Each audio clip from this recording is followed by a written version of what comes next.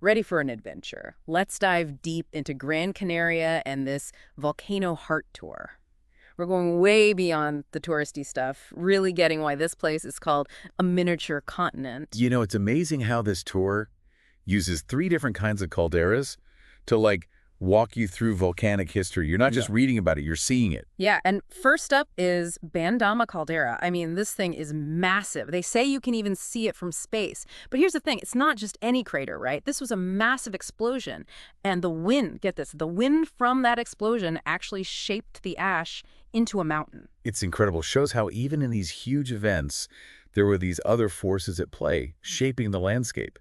Like those prevailing winds basically sculpted the ash cloud as it erupted, forming that unique mountain. It's wild. It's like nature's pottery wheel, just enormous. And speaking of big, the name Bandama comes from this Dutch settler, Van Dam, and he was the first one to actually grow grapes in the caldera. Wow, I didn't know that. Yeah, and they still make wine there. I hear the soil gives it a really unique flavor. Oh, absolutely. Volcanic soil is full of minerals. Those get absorbed by the vines, end up right in the grapes. We're talking magnesium, potassium, all sorts of things that create these complex aromas, even a slightly salty taste. And, you know, it's interesting because Gran Canaria's vineyards were spared during that big phylloxera plague that really devastated European vineyards back in the 19th century. So they have these old grape varieties you can't find anywhere else. That's pretty cool. Okay, so after that literal taste of history, we're off to Caldera de Tejeda.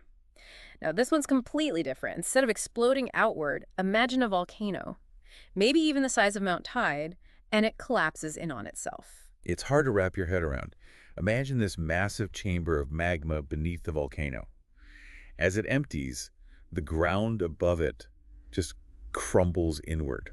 It's like something out of a movie. Like a disaster movie. Right. Now imagine you're one of the ancient Canary people, and you believe these mountains are sacred. Can you imagine what kind of spiritual significance a place like that would hold? I bet they thought it was something else. Exactly. It's amazing and kind of spooky at the same time. For sure. And this tour, it takes you right to the heart of it. There's this stop overlooking 3 villages. It's incredible how nature can be so destructive, yet create something so captivating. It really is a paradox. Yeah. Right. And speaking of captivating, our next stop is Cruz de Tejeda, which is more than just a rest stop. Oh, okay, tell me more. What makes it so special? Well, for centuries, this mountain pass was a major trading post. It was the link between the north and south. And today, it's home to the Parador de Cruz de Tejeda, this luxurious hotel steeped in history, and the views from there are just... Oh, I bet. Talk about a room with a view. But we can't stay there too long because up next is the Roque Nublo hike. Get ready, because the views from there are something else. This volcanic monolith. It was another sacred site for the Canary people.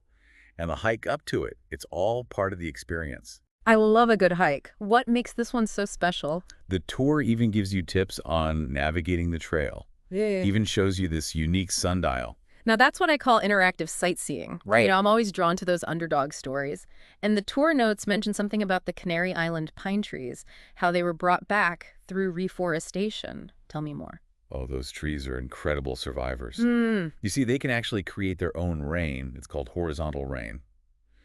Basically, on foggy days, the needles trap moisture from the air, and then it drips down, creating its own little microclimate. That's incredible. It's amazing, right? Yeah. A testament to nature's resilience and human effort, restoring what was lost. It's amazing how nature finds a way and how we can lend a hand in that process. You know, listening to you talk about this volcanic power and those ancient rituals makes me want to experience it all myself. And our volcano adventure continues.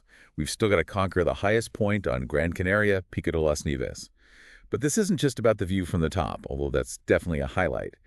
This tour company, they've got something even more magical planned for us here. Okay, you know I love a good view, but magical. Now you've got me really intrigued. What's the big surprise? Get ready to be wowed by the cosmos, because Pico de las Nieves is like a stargazing paradise.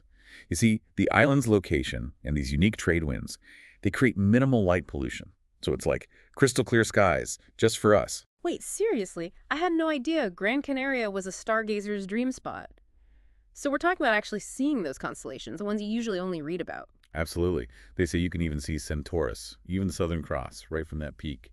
Can you imagine gazing up at stars most people only dream of seeing? Okay, that alone is worth the trip. But this being the deep dive, I'm guessing there's more to this location than meets the eye. You know me too well. It's actually located within a military base. Whoa, really?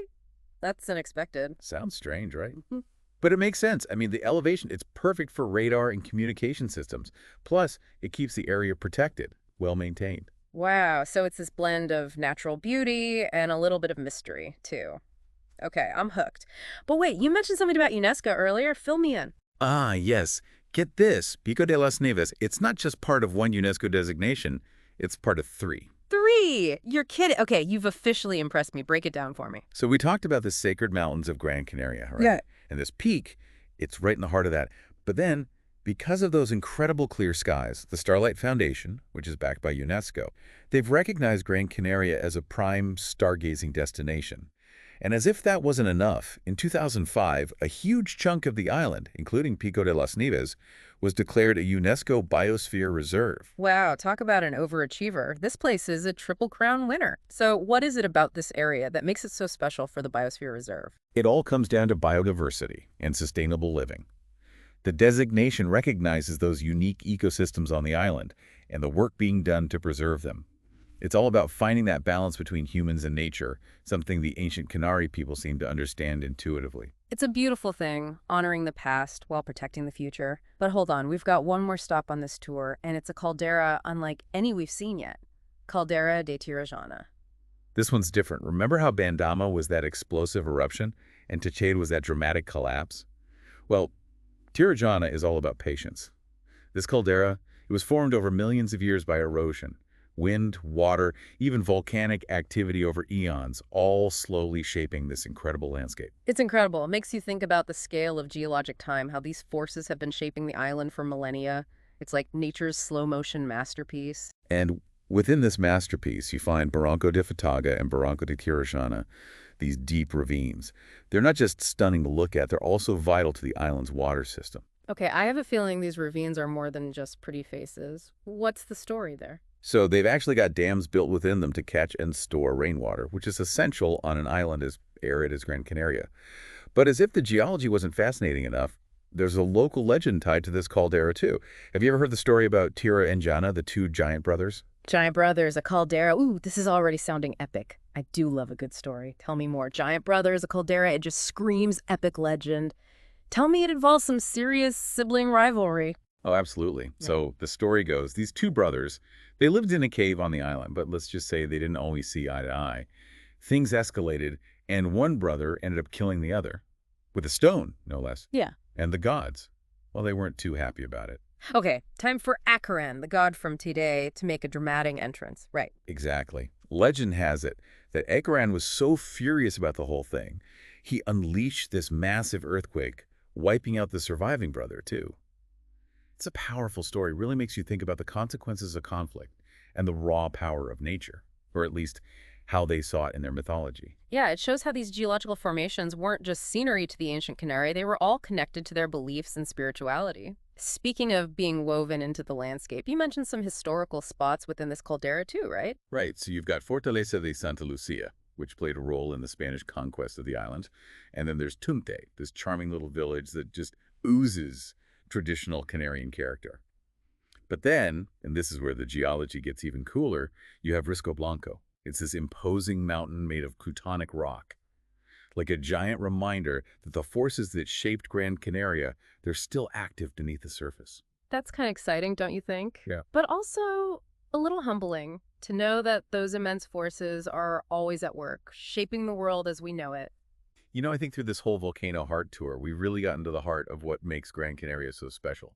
This isn't just a place where geology and history coexist. They're completely intertwined. Absolutely. It's like this living tapestry, Yeah. woven from volcanic fire, those ancient stories, and the spirit of the people who call this island home. It makes you want to book a flight and see it all for yourself.